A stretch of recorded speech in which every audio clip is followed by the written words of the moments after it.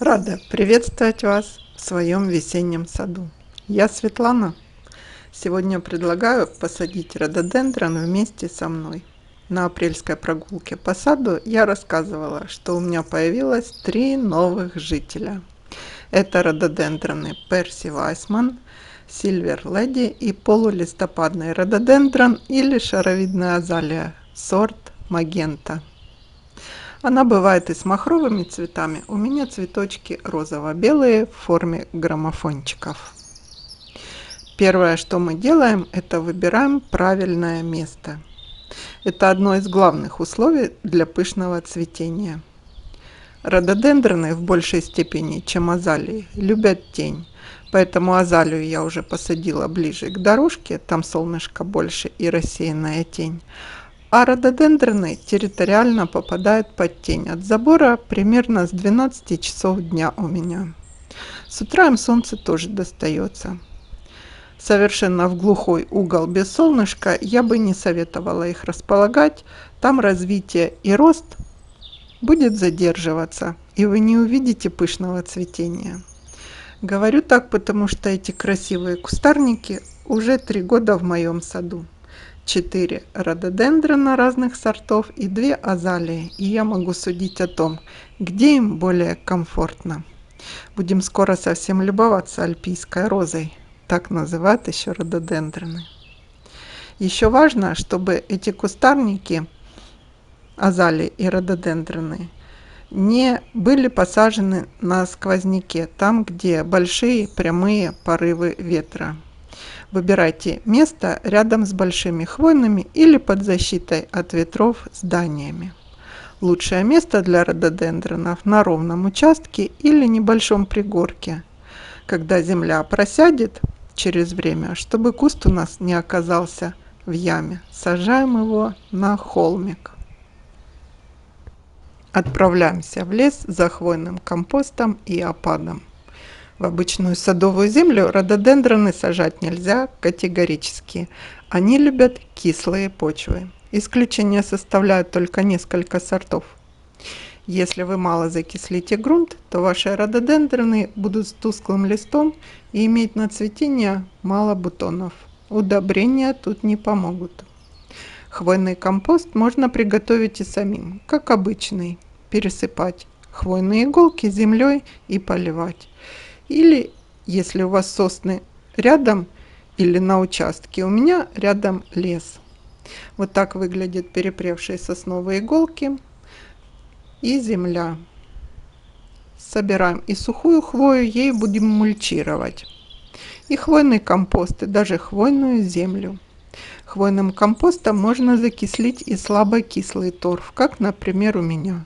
У него кислотность минимальная 5,5, а надо хотя бы 5. Предварительно замачиваем ком или сильно проливаем его водой. Как вы заметили, кусты рододендронов, как и большинство азалий, в ширину растут больше, чем в высоту. Логично, что яму, которую мы приготовили, должна быть не глубокой, но широкой. Как сориентироваться? На 20-30 сантиметров яма должна быть шире горшка по радиусу, а в глубину сантиметров на 10 больше горшка вашего рододендрона. Вот такой грунт я готовлю по составу. 2-3 части беру кислого торфа, в моем случае торф слабокислый. 1-2 части суглинок, слабокислый, видите, 5,5 минимальная его. Я буду понижать как раз хвойной землей, хвойным компостом. 1-2 части суглинок, 1 часть просеянный песок и 1-2 части хвойный компост. Рододендрон Перси Вайсман я сажать буду. Хвойный опад нам нужен для мульчирования приствольного круга и земли вокруг. Так, мои помощники тут везде нос свой проверят. Вот так вот слоями сыпем песок иголки, землю, перекапываем все. Песок нужен для рыхлости грунта, и чтобы вода быстро уходила, если у вас в этой зоне может застаиваться вода. Перекапываем все это дело, и можно уже примерить, как будет стоять куст. Как вытаскивать куст, вы знаете. Помять немножко горшок. И вот у нас такие сбитые сильно корни. Но это, в принципе, у всех рододендронов, сколько я сажала, у всех такие. Позже я посадила еще рододендрон Silver Dollar. Мы вообще не могли его вытащить из горшка. Вдвоем тянули. Видимо, он долго там был. Ой, завалился. Ничего с ним страшного. Целый. Остался целый, не поломался. Так, и теперь что мы делаем с корнями? Разделяем уплотненные корни, потому что видите, как губка корни сбиты. Мы берем обычные грабельки или какое-то такое приспособление, у меня вот такое, как трезубец. И начинаем, прямо не бойтесь, ком этот со всех сторон. Для чего это делается? Чтобы дальше в рост, в яме, когда будет он уже в рост пошли корни, а не росли в замкнутом, как они были, пространстве. Видите, я все их распотрошила, вот эти корешки. Они там по кругу в горшке крутились, крутились, он даже не распушишь их. Так по всему периметру пройтись. Плохо ему точно не будет. Не бойтесь так делать.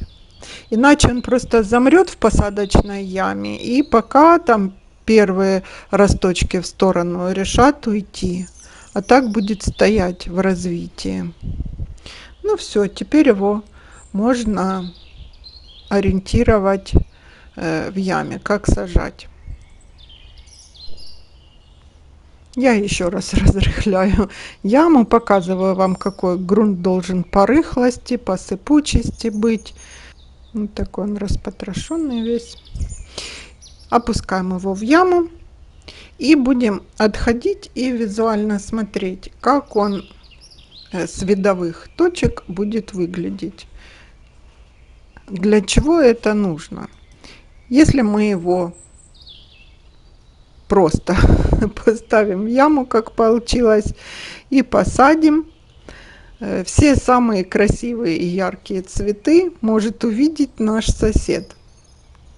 Надо отходить и с места локации, с дорожки, там или лавочка у вас, или с террасы. Как вы будете проходить, как куст смотрится.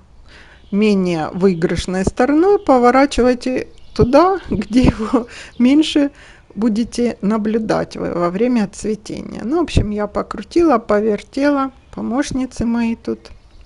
И начинаю закладывать вот таким черным. Это хвойный перепревший компост прямо вокруг корней. А более сухие иголки будем ложить уже сверху. И видите, суглинок сыплю, слоями такими укладываем. Песок и кислый торф я положила вниз. Тут только суглинок и иголки. По всему периметру проходим нашего кома и закладываем слой суглинка, слой иголок, слой суглинка, слой иголок. Ногой можно немножко притоптать. Сейчас я еще земли принесу, не хватило мне. Вот так засыпаем. Дело не хитрое. Сверху все это мульчируем хвойным опадом. И не забыли добавить удобрение для хвойных. Я буду комплексное. Можно специальное для рододендронов. По всему приствольному кругу. Сейчас просыпем. Я забыла. Уже стала мульчировать, а потом думаю, Света, ты что-то забыла. Перед самым цветением, чтобы почки наши раскрылись в красивые цветы, я пройду плантофолом 10-54-10. А комплексное я тоже использую фертис, которым удобряла и магнолию, и хвойные свои удобряла. Большого количества удобрения рододендроны не любят. Вот так выглядит удобрение.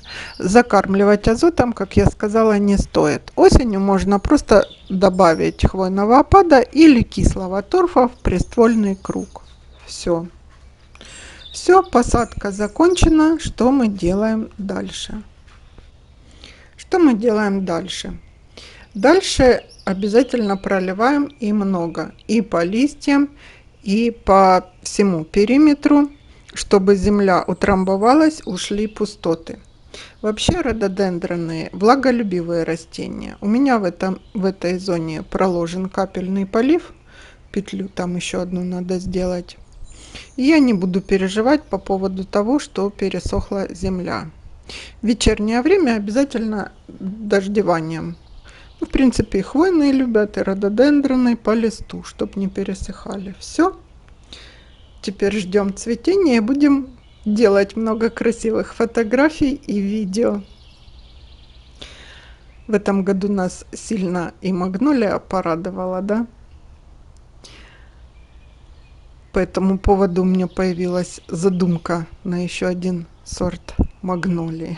Расскажу, может быть, вам, когда приобрету. Я уже посадила все свои рододендроны. Зацветает спирея наша.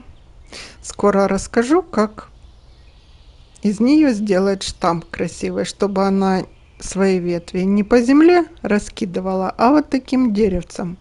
Потому что у меня внизу вот такой штамп посажен рододендрон. До встречи в нашем саду. И не забудьте поставить лайк.